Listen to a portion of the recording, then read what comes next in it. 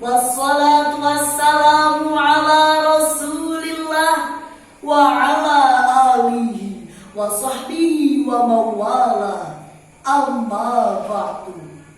Segenap dewan hakim yang arif dan bijaksana, hadirin sebangsa dan setanah air yang kami banggakan. Indonesia merupakan negara yang memiliki beragam budaya dan agama, namun harus tetap dalam satu ikatan, yaitu NKRI, tanpa melihat perbedaan. Hal ini yang membuat sikap toleransi dan tidak memaksakan kehendak diri sendiri harus diterapkan agar terjalinnya persaudaraan antar berbagai pemeluk agama. Kita sepakat bahwa ideologi negara kita adalah Pancasila yang menekankan terciptanya kerukunan antar umat beragama. Mantan Menteri Agama Lukman Hakim dalam acara webinar merawat keberagaman Indonesia yang diselenggarakan oleh UIN Sunan Kalijaga, Yogyakarta pada Februari 2020 lalu mengatakan, Indonesia, negara yang multibudaya ini diyakini sebagai takdir yang tidak diminta, melainkan pemberian Tuhan Sang Pencipta, bukan untuk ditawar, melainkan diterima sebagai rahmat dan kekayaan bangsa.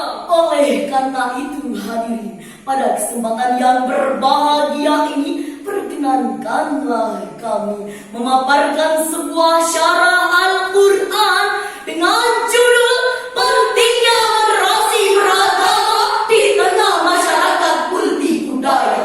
Sebagai pijakan pembahasan, mari kita dengarkan firman Allah dalam surah Al-Ma'idah ayat 77 sebagai berikut.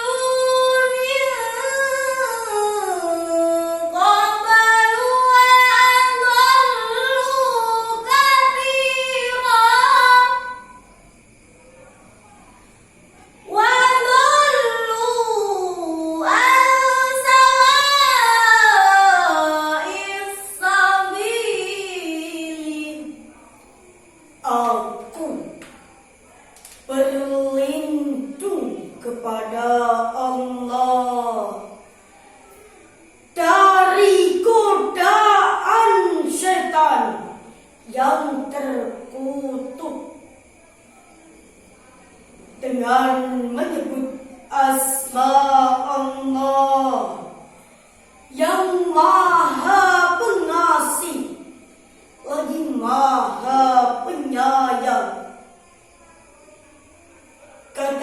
Katakanlah Muhammad, wahai ahli kitab, janganlah kamu mengikuti keinginan orang-orang yang telah sesat dahulu dan telah menyesatkan banyak manusia, dan mereka sendiri tersesat dari jalan yang lurus. Hadirin yang berbahagia, dalam tafsir Ibnu Katsir menjelaskan pada ayat ini Allah melarang ahli kitab untuk bertindak berlebihan dan melampaui batas di dalam agama, sebagaimana yang nenek moyang mereka dahulu lakukan, apalagi menyesatkan, hanya mengikuti hawa nafsu yang buruk serta meninggalkan hukum syariah.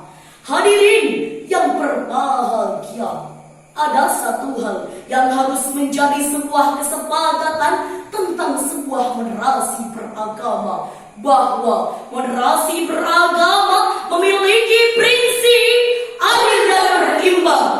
Badan Pusat Statistik secara keseluruhan mengatakan, meski agama di Indonesia berjumlah 6, namun keyakinan dan kepercayaan keagamaan masyarakat juga diekspresikan dalam ratusan agama leluhur mereka.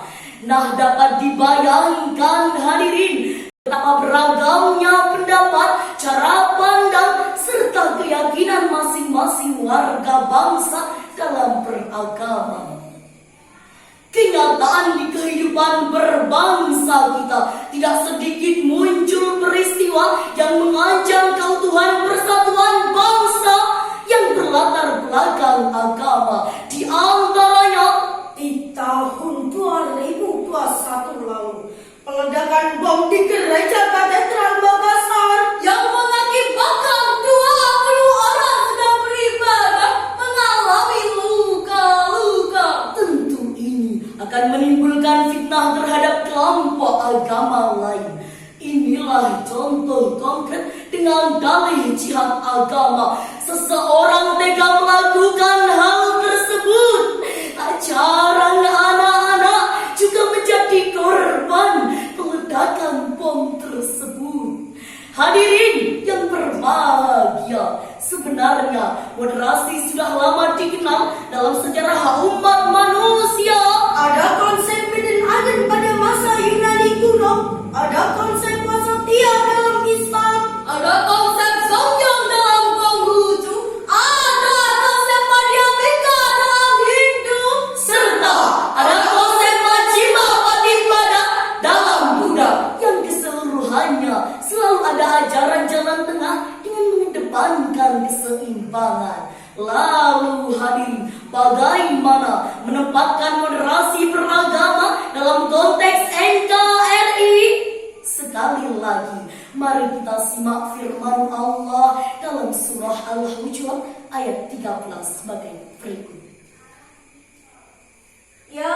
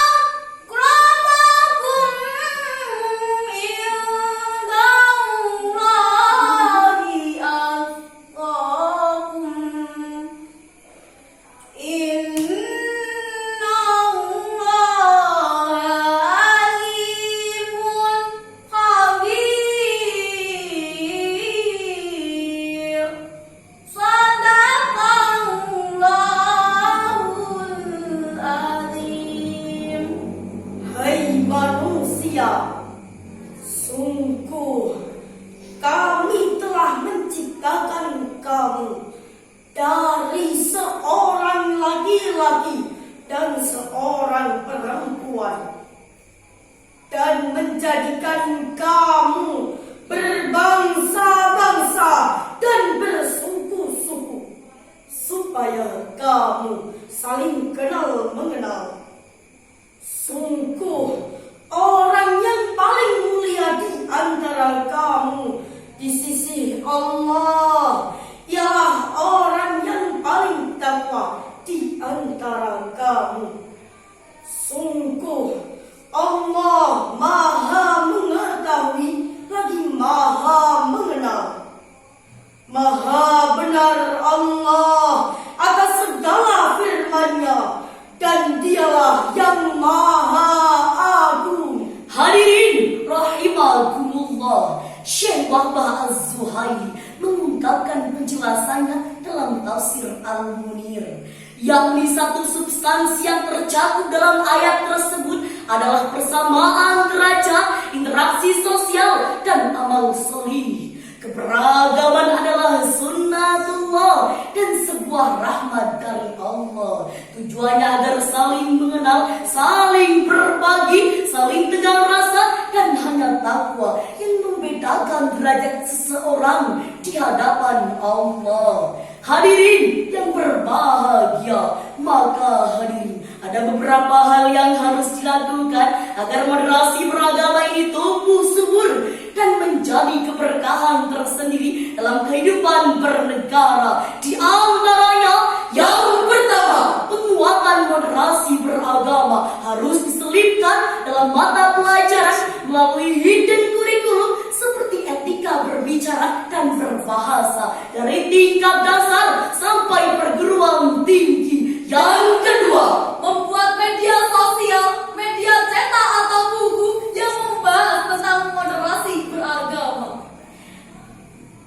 Tegaknya moderasi beragama perlu dikawal bersama, baik oleh orang per orang maupun lembaga. Negara juga harus hadir memfasilitasi terciptanya ruang publik dalam menciptakan interaksi umat beragama. Bagaimana moderasi beragama diterapkan dalam kehidupan multibudaya ini, hadirin? Tentunya bisa melalui menghargai pendapat orang lain, menghargai agama, suku, dan budaya lain. Penting juga adanya sikap toleransi serta tidak memaksa keinginan dengan cara kekerasan. Dari uraian tersebut, teringatlah kami dalam sebuah syair lagu. Walau berbeda suku, bangsa, dan berbagai macam agama, bagai taman bineka tunggal ika, tetaplah berkasih sayang di dalam kehidupan. Surga neraka urusan Tuhan. Oh, surga neraka